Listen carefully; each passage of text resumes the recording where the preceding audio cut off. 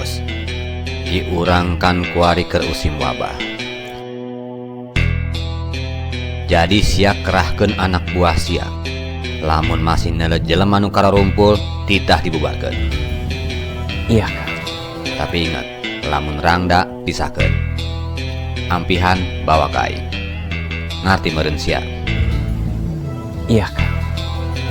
Geus kitu bae.